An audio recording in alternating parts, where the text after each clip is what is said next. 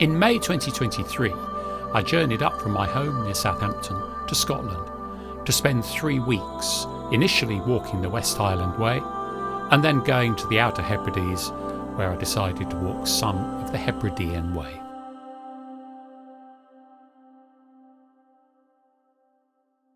I stayed for 3 nights in Oban at a really nice guest house, the Glenview Guest House, which was reasonably priced and very comfortable. Before I'd set off for my walk, I posted myself some clean clothes to arrive in Oban, and I collected these from the post office, which is open pretty much all hours. Oban is a town that's well worth visiting, and I was pleased to spend a couple of days there looking at the sights. At 12:40 on the Monday morning, I checked out of my guest house and caught the ferry to Castle Bay.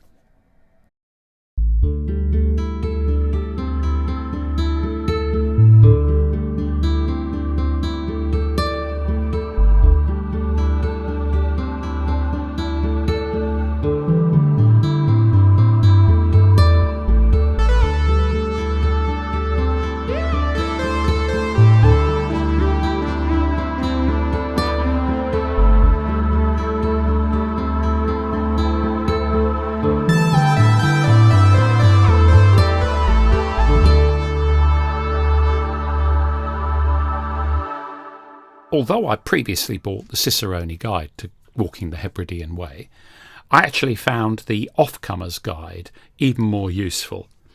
It was well laid out with very clear maps and an obvious route to follow, and the thing that I really liked about it was that it gave places to eat, places to sleep, and really useful information that helped you along the route. So this is Castle Bay. I'm staying at the Castle Bay Hotel tonight, and just walked down the road, booked a table for the Indian restaurant for 8:30, and the bus goes from here outside the post office at 9:37 tomorrow. And there's the ferry that I came on. Good ferry crossing, very pleasant. Well, here we are. It's 10:05 in the morning. It's just bucketed down with rain. Unfortunately, just 5 minutes before the bus came, so I got a bit wet. But this is the start of the Hebridean Way on Vatersay. A long walk back along the road, and then we get back onto Barra and follow the route. So it's a bit windy, as you can probably hear, but at least the rain stopped and it looks like the sun might be coming in, so I'm pretty hopeful for the day. Hoping to get all the way up to Ardmore and get the 5:30 ferry if I get a wiggle on. The beaches on the Outer Hebrides are truly stunning. Even when you start off at Vatersay, there's very little around apart from a really wonderful beach that even in the poor weather it looked fantastic. This is leaving Vatersay and heading back to Barra, first causeway. Well, leaving Vatersay and across the causeway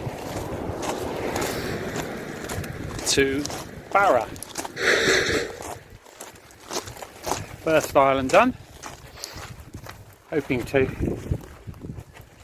get across Barra today if I can, and then get the ferry to Eriskay, which will be good. For my first day, I decided to do 19 miles, which would take me up through Vatersay, over the Benbecula in Barra, through Barra, and then along to Ardmore, where I was hoping to catch the 5:30 ferry, and then another 4 miles across the causeway and onto the campsite where I was going to stay. The climb up and over Benbecula is quite something. You get fantastic views, but it was really boggy in many places, particularly at the top, and it was quite a scramble up and then hard on the knees going down. Well, just ascended and descended Benbecula. Quite a climb, fairly heavy ascent, and then quite a big descent, pretty boggy underfoot as well, but okay. And just coming to the stile which we go across, I think I can see another marker just ahead of us. Making quite a good time, it's about 12:30 now.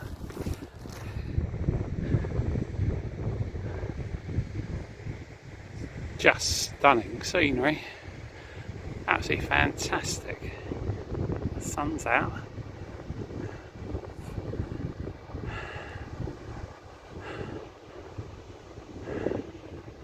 The sheep are happy. So it's 10 to 2. Where am I?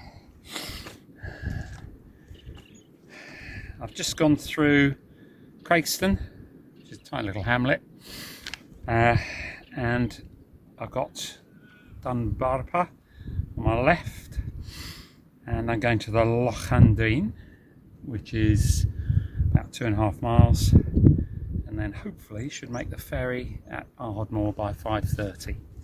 Stopping for a spot of lunch. Very few people around. I've seen 4 other walkers, all Dutch actually, doing the Hebridean Way, or doing bits of the Hebridean Way, and one Scottish lady who was just walking back to the beginning to start it and doing some of it. And this is the view I'm looking at when I'm having my sandwiches. Right in the middle is where I've come from, that little crest of land poking out, and then up and over the hill. I managed to get to the ferry at Ardmore about 45 minutes before the last ferry of the day left. It was quite a hard walk, but I was pleased to get there just before the cafe closed, so I treated myself to a nice cup of coffee and a piece of cake. The ferry crossing takes about 40 minutes and takes you to the ferry terminal on Eriskay. It was about 4.5 miles to my campsite at West Kilbride.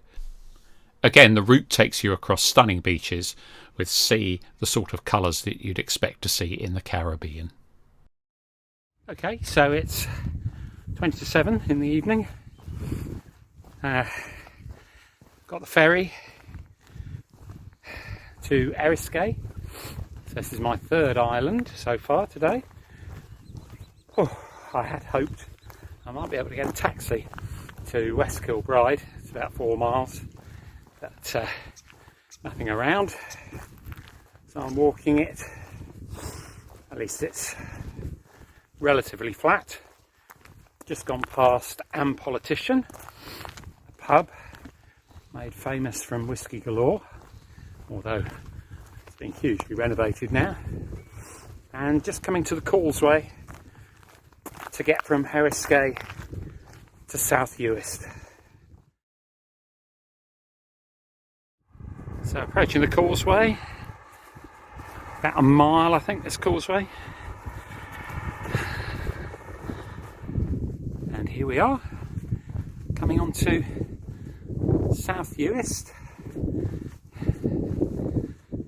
East Kilbride over on the left, and I'm hoping West Kilbride and the campsite somewhere around there. It is looking quite grey, and I'm hoping that I can get to the campsite and pitch before it rains, if indeed it's going to. I would imagine about another 30 or 40 minutes to the campsite. The campsite at West Kilbride is a good place to stay. It's well equipped with a rather nice cafe, and although I arrived there quite late, around about 8:45, it was easy to get set up, although it was quite windy. Day 2 ended up being a walk of about 17 miles from Kilbride campsite to Howmore Youth Hostel. The way takes you along the beach and then along rough tracks and scrub. I have to say I didn't find this bit particularly interesting. It was difficult to see the beaches and the sea, and the track was very samey all the way through. The weather was also against me. It was extremely windy, which meant recording any audio as part of the video was challenging, and there was rain towards my back pretty much all the day. I called into the clubhouse in the golf course for a well-earned cup of coffee, but I still had many miles ahead of me and had to get going again pretty quickly. Well, I'm making quite good time. Done about 7 miles since West Kilbride campsite, and it's 12:15, so not bad at all. Just past the cemetery and Lochhallen and the radio mast, and heading on the dunes. Hopefully the golf club has a cafe. I bought some sandwiches at the campsite, so just stopping for a quick bite to eat. Fairly windy today, overcast, a few little drips and drops of rain, but nothing drastic yet.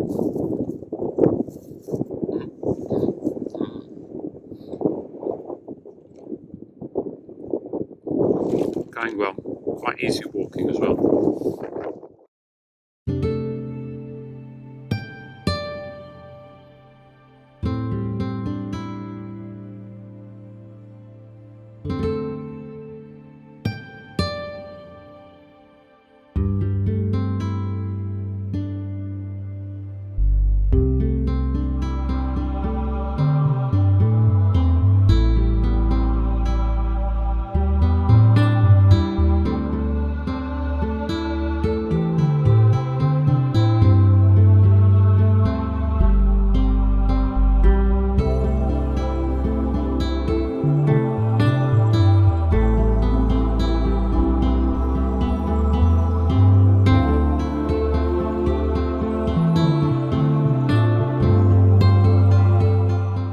The hostel at Ardmore is highly recommended.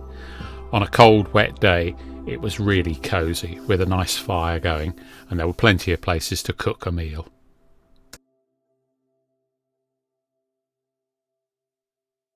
Day 3, Ardmore to Otter's Edge campsite, was about 16 miles.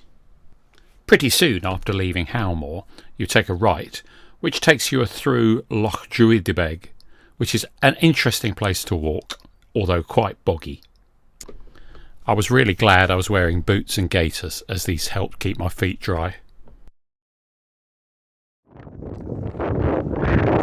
There's the bridge.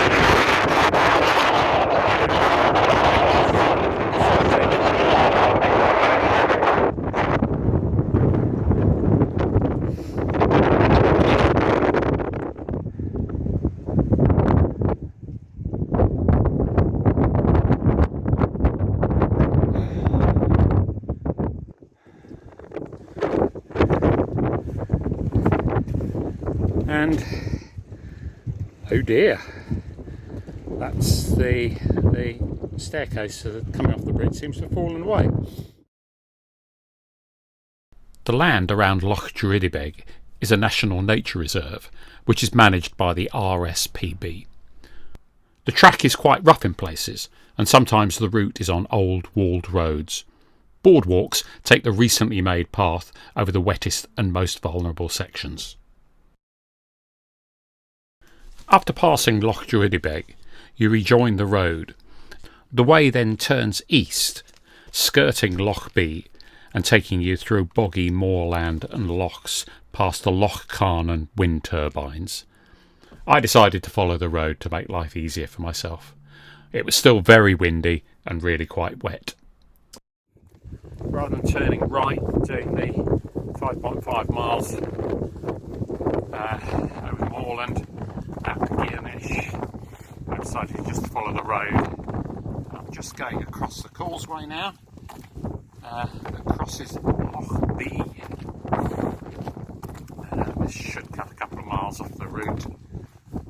It's quite wet and quite windy. But, I'm conscious that my leg was hurting a bit yesterday, so I'm going to protect it as much as possible.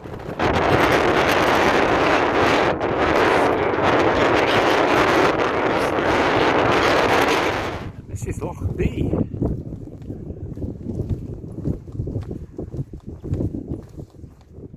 So this is the causeway to Benbecula.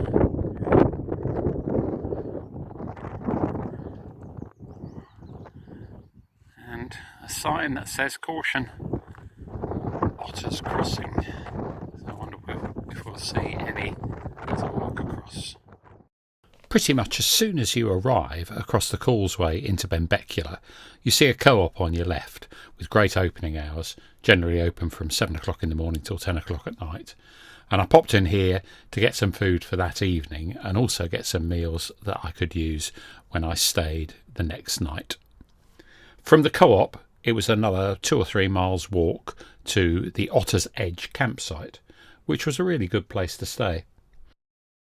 Again, there are stunning beaches in Benbecula, and from the Otter's Edge campsite, it's very easy just to walk out and have a look at the beach. About 5 minutes walk before you get to Otter's Edge campsite is the Dark Island Hotel, which was quite busy when I got there. I popped in for a quick drink. They also serve food, and it could be a place to stay. Well, good morning. It's day 4. Where am I going today? Got about 14 miles today to campsite Moorcroft, where I've managed to book a little camping pod, which I'm very excited about. Had a good stay at Otter's Edge. Managed to stock up at the co-op about 1.5 miles before the campsite. Slept quite well, and today is a fab day. Mainly blue skies, still a bit of wind. It was quite windy last night, but the sun is out, and the forecast is for no rain. Hooray! So I'm just walking along the tops of the dunes and working out how to get down to the beach.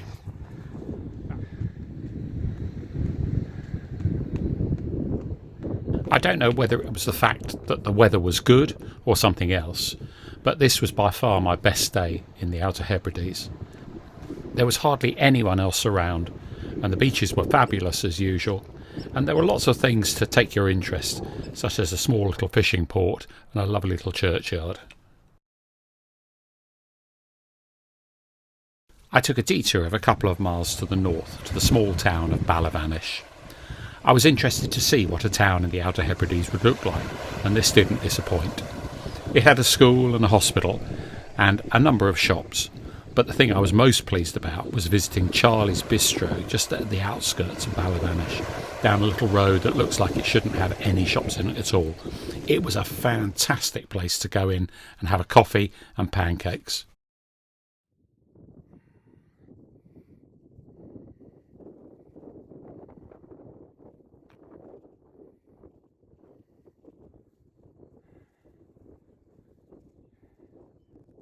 Leaving Ballyvanish, the landscape became rougher and more boggy. As I crossed over a road, I walked past the municipal tip and then a quarry, and in front of me was Ruabhal, which was one of the highlights of this day.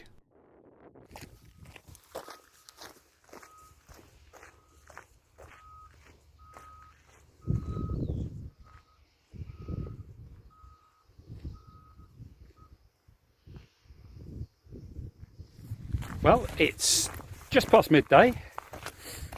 Done about 6 miles.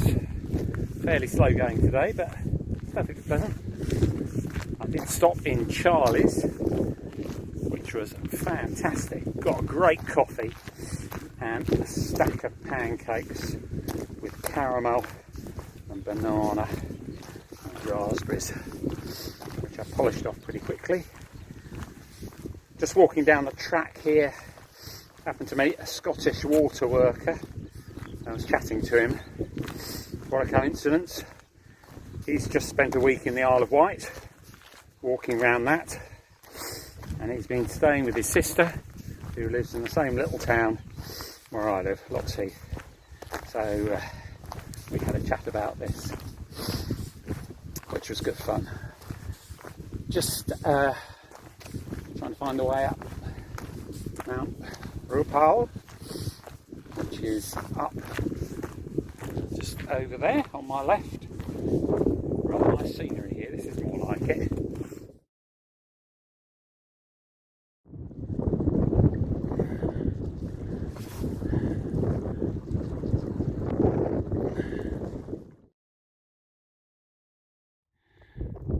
So, the view from not quite the top, but absolutely stunning. It's fairly cloudy today, but you certainly get an idea of the makeup of the land and the huge number of big and small lochs. You see miles and miles and miles, just almost directly in the middle of the picture. You might just be able to make out the wind turbine from where we started today. So that's south, and then over on the west there's an island, I think, and on a good day you can actually see sky. I'm not sure we can see it today.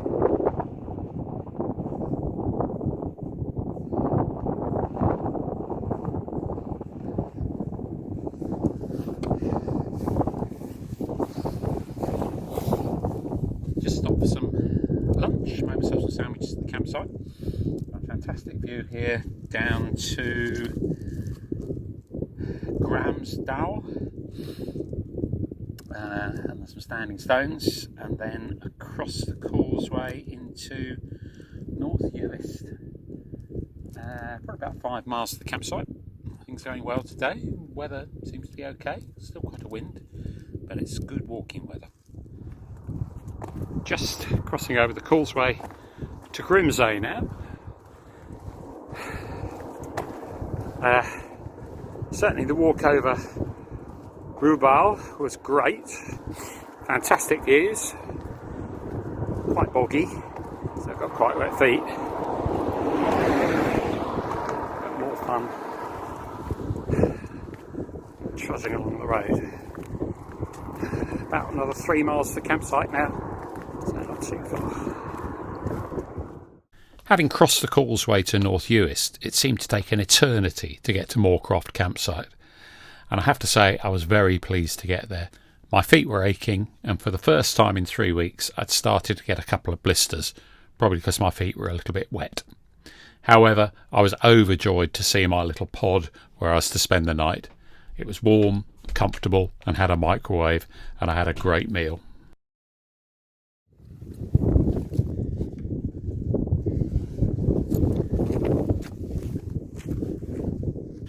I decided to finish my time in the Outer Hebrides by walking to Lochmaddy and getting the afternoon ferry to Skye. I did contemplate walking the whole of the Hebridean Way, but I was tired after walking the West Highland Way. And also, although there were plenty of things to see in the Hebrides, there was a little too much road walking for my tastes.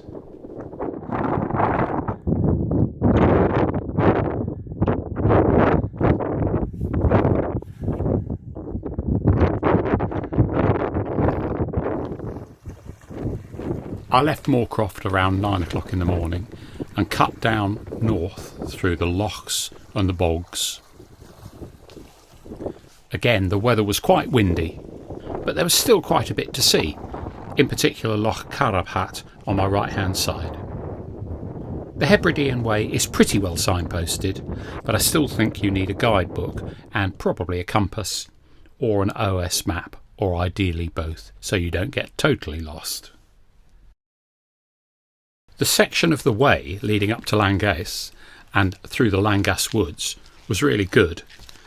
You pass the Langas Hotel and then climb up to Benbecula, and then you approach the Langas Wood, and you can do a detour through here to see the famous Hercules the bear.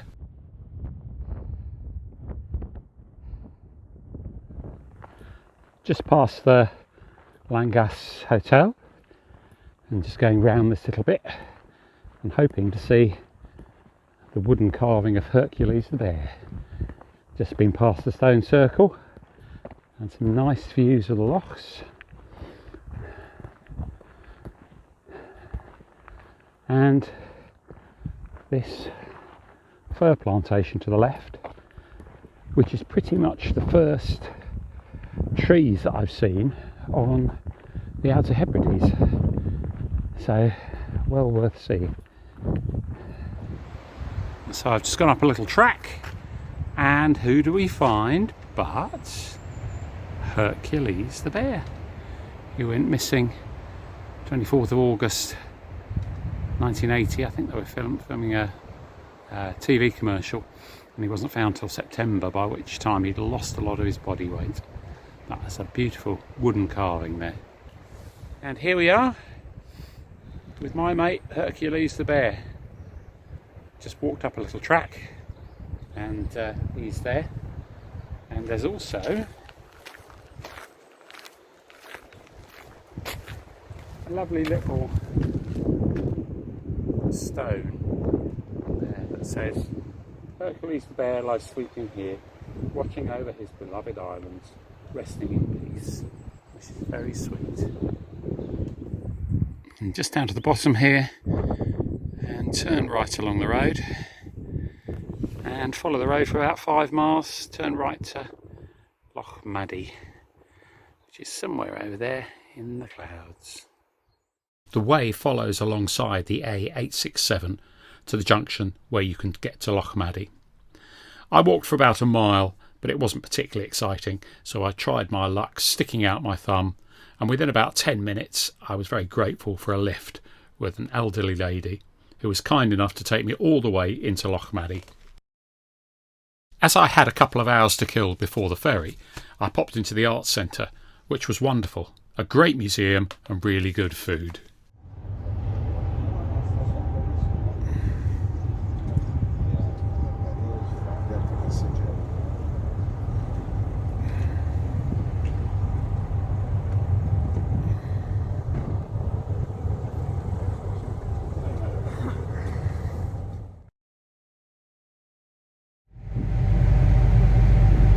So leaving Lochmaddy on the 4:45 ferry to Uist. Bye bye Outer Hebrides. The Outer Hebrides was certainly well worth a visit, and I would think of going back and maybe finishing off the walk at some time. I got the ferry over to Uist in Skye, camped the night at the ferry terminal campsite, and then got the bus back to Inverness, which took a good few hours. I stayed in Inverness for a couple of days and then flew back from Inverness Airport to Gatwick, and then got the train home after a really good 3 weeks away in Scotland.